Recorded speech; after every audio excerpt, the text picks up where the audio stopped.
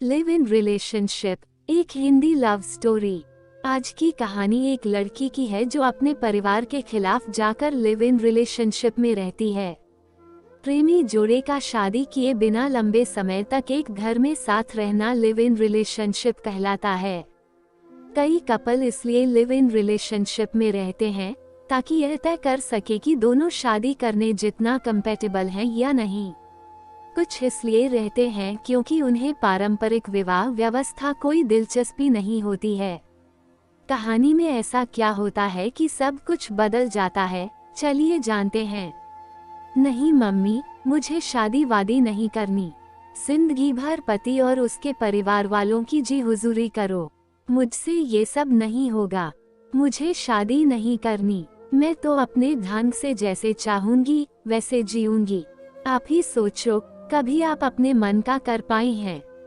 दादा दादी, पापा और हम बहन भाइयों के लिए ही दिन भर खटती हैं। शादी से पहले कितनी अच्छी नौकरी थी आपकी, पर दादा दादी नहीं चाहते थे कि आप नौकरी करें, वरना आज आप कितने ऊंचे पद पर होती। आज दिसंबर की आखिरी तारीख है। पुराना वर्ष अपनी खट्टी मीठी यादों की गठरी छोड़ जाने की तैयारी में है। नया वर्ष, नई आशाएं, नई तरंगे लेकर द्वार पर खड़ा दस्तक दे रहा है। आंखें बिछाए सब उसके स्वागत के लिए बैठे हैं, पर मैं न मन में कोई उमंग, न तरंग। हताश निराश, रिक्त मन। दोष दूं भी तो किससे? अपने ही हाथों तो सब गंवाया है। उस दिन भी साल की आखिरी तारीख थी जब मैं आधुनिकता और नए चलन के मोह में समाज, परिवार, शादी ब्याह को पुराने जमाने की सड़ी गली परंपराएं कहकर छोड़ आई थी और इस 2 कमरे के फ्लैट में नीरज के साथ रहने चली आई थी। कितना समझाया था मम्मी पापा ने, शादी विवाह हमारे जीवन का सबसे पवित्र बंधन है, जिसमें लड़का और लड़की जीवन भर के लिए एक अटूट बंधन में बंध कर अपना घर संसार बसाते हैं। नहीं मम्मी, मुझे शादी वादी नहीं करनी। जिंदगी भर पति और उसके परिवार वालों की जी हुजूरी करो। मुझसे ये सब नहीं होगा। मुझे शादी नहीं करनी।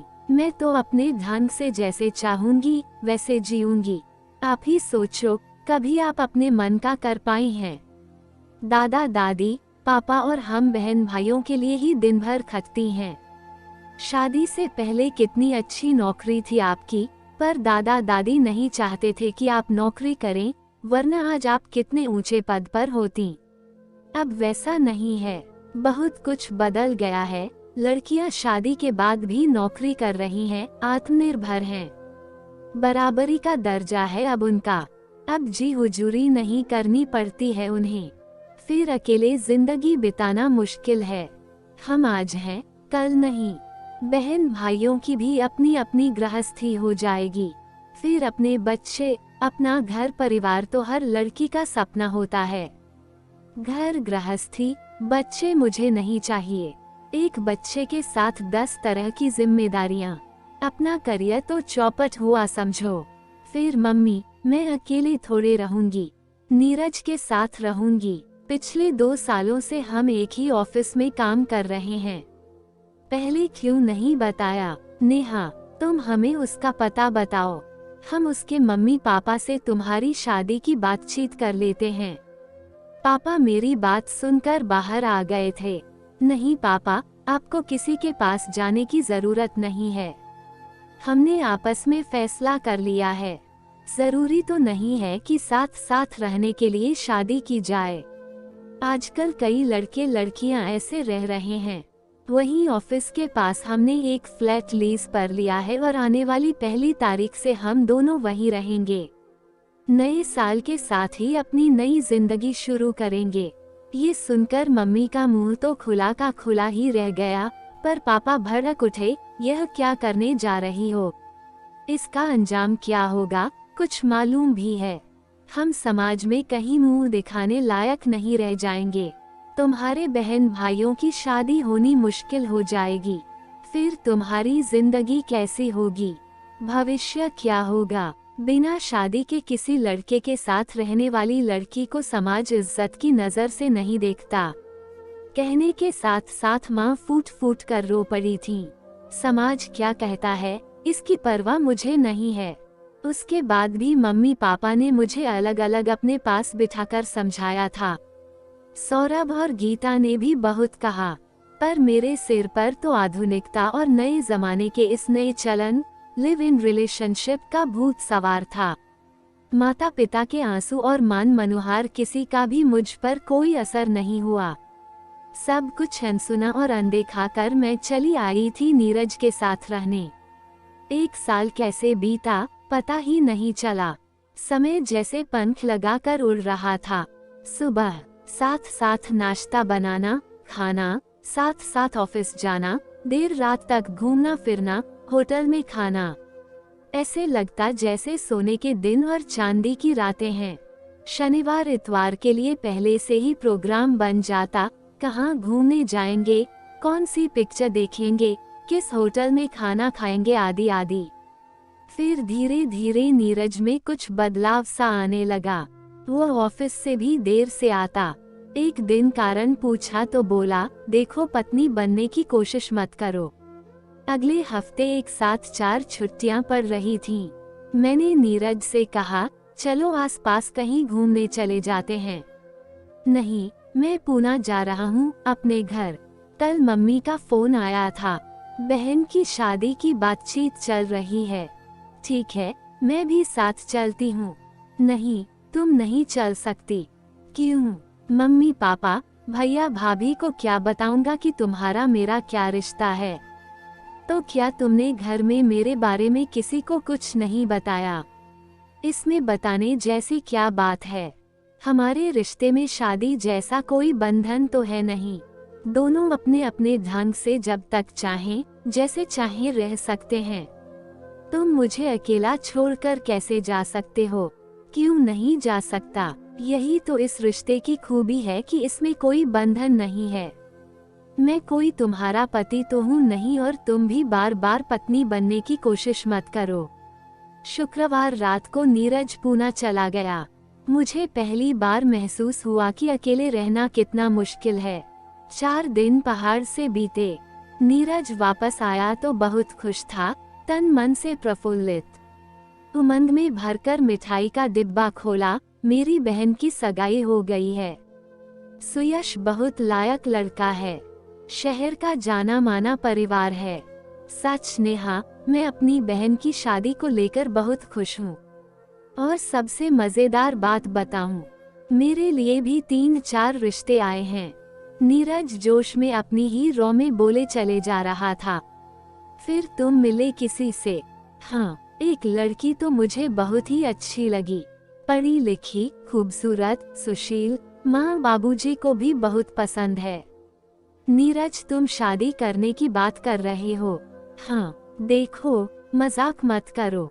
मजाक नहीं, सच कह रहा हूँ। मेरा क्या होगा वो तुम जानो।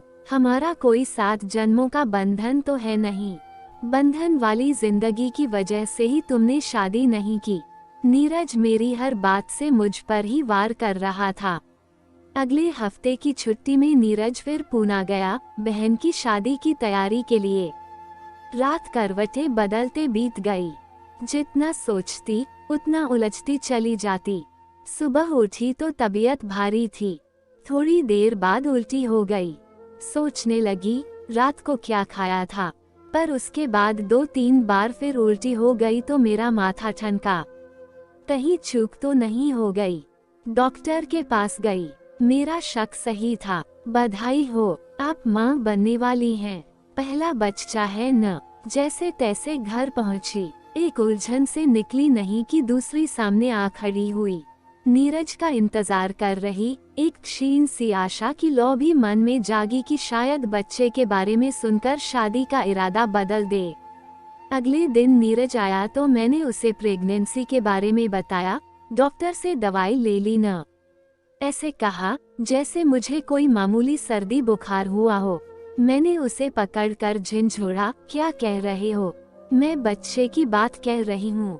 ज्यादा समय ऊपर हो गया है, ऑपरेशन करवाना पड़ेगा। तो करवा लो, इसमें ऐसी क्या बात है? रखना चाहो तो रख लो, तुम अपना निर्णय लेने के लिए आजाद हो। ये हम दोनों का बच्चा है, इसलिए निर्णय दोनों का होगा।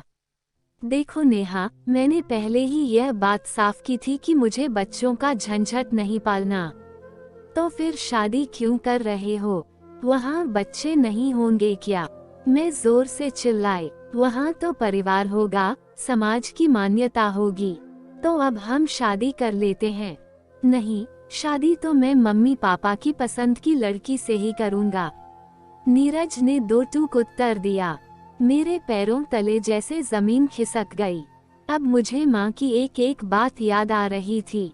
कहीं न कहीं मेरे भीतर स्त्री सुलभ ममता भी जाग रही थी।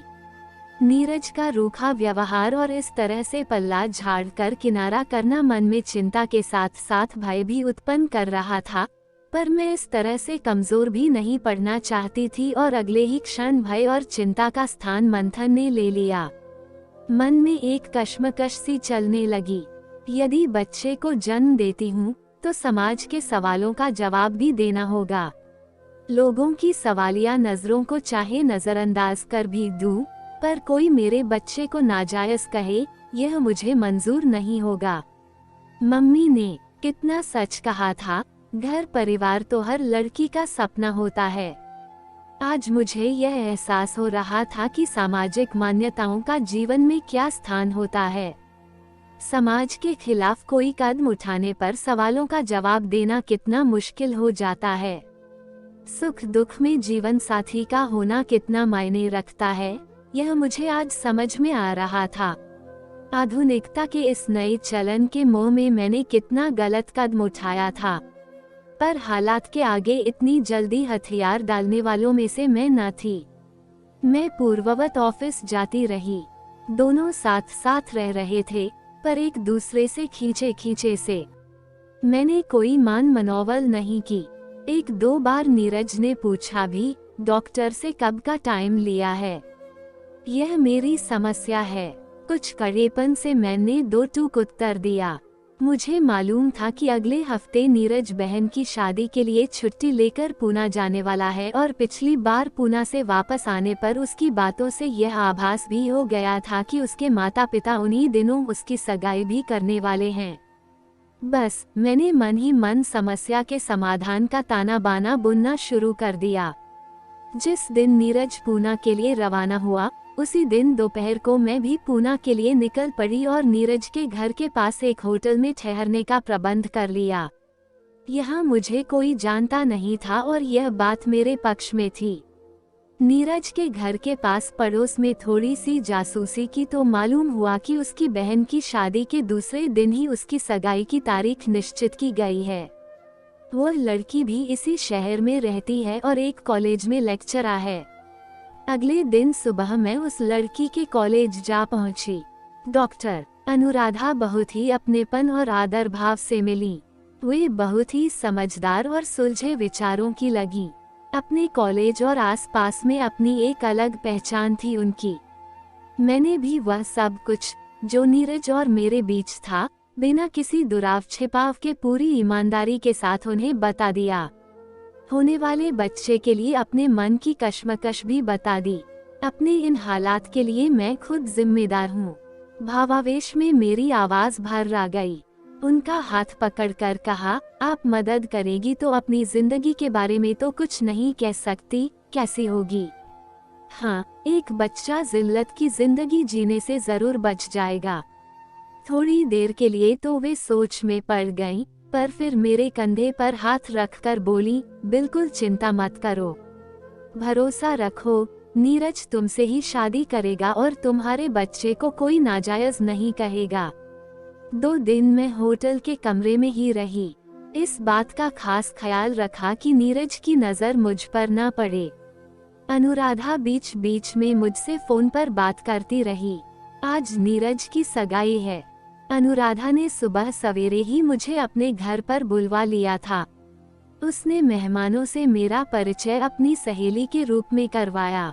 ऐसे लगता था जैसे उसने अपने मम्मी पापा, भैया भाभी और परिवार वालों को हकीकत बता दी थी। अनुराधा और उसकी भाभी ने मुझे साड़ी, गहने आदि पहनाकर तैयार किया। हालांकि मेरा मन बिल्कुल नहीं था। सगाई की रस्म के समय दोनों परिवारों के लोग और कुछ विशिष्ट मित्रगण उपस्थित थे। अंगूठी पहनाते समय अनुराधा ने मुझे बुलाया और नीरज के सामने खड़ा कर दिया। एकाएक मुझे सामने देखकर नीरज हड़बड़ा गया। नेहा, तुम जानते हो न इसे? अनुराधा फुकार उठी। रहना किसी के साथ और शादी किसी दूसरी के साथ, यह क्या मजाक है अनुराधा? नीरज भड़का। मजाक नहीं, सच्चाई है। क्या तुम पिछले 1 साल से इसके साथ मुंबई में एक ही फ्लैट में नहीं रह रहे हो और अब ये तुम्हारे बच्चे की माँ बनने वाली है? ये सब तुम जानते हो और इस तरह इसे मंझधार में छोड़कर मुझसे शादी करने चले आए। शर्म आनी चाहिए तुम्हें। अनुराधा, मेरी बात सुनो। नीरज थोड़ा नर्म पड़ता हुआ बोला। अब कहने सुनने को रह क्या गया है?